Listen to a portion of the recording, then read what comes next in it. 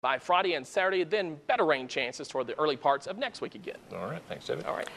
That little guidance gadget that so many of us have come to depend on when we travel might go away. We're talking about our global positioning system, or GPS. What's even worse, its failure could be catastrophic to our national security and our military. The Government Accountability Office says finances have kept the Air Force from properly upgrading GPS satellites. They say that could lead to failures and blackouts. 7 News reporter Garrett Cryer is live tonight. Garrett? Guys, I'm in one of our news cars because I want to show you exactly how GPS works. Right now we have it set to head down Lee Boulevard as if we were going to an accident or some other type of breaking news. So as you can see, it's woven its way into our daily life. But its first applications were strictly military. It was developed by the Air Force in the late 1980s and used during Desert Storm to help mark targets and deliver supplies to troops.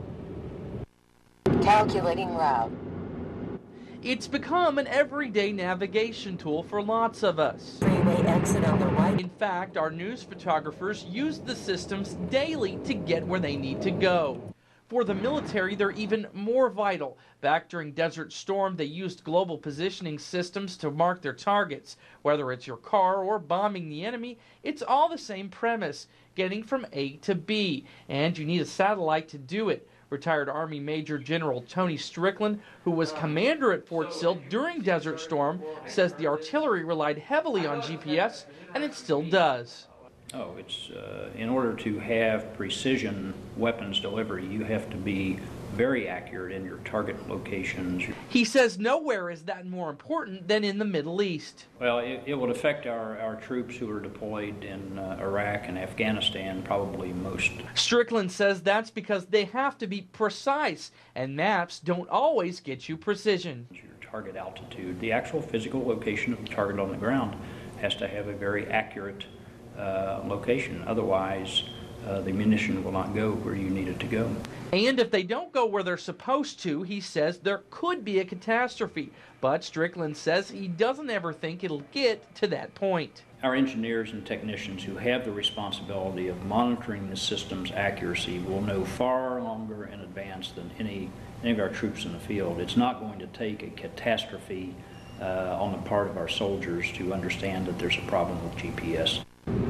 Strickland says if worse came to worse, they would go do a training session on map reading for senior officers. That wouldn't be a problem, but it could take quite a bit of effort for soldiers who'd come to depend on GPS. Reporting live, headed downtown to Lee Boulevard, Garrett Cryer, 7 News. Now, we did contact Fort Sill, Altus, and Shepherd Air Force Bases about the possible failure of GPS. Fort Sill said it felt it was an overall military issue they didn't want to address, and the air bases have not gotten back to us. GAO report says if the Air Force does not get its new satellites going, the old satellites could begin to fail in 2010.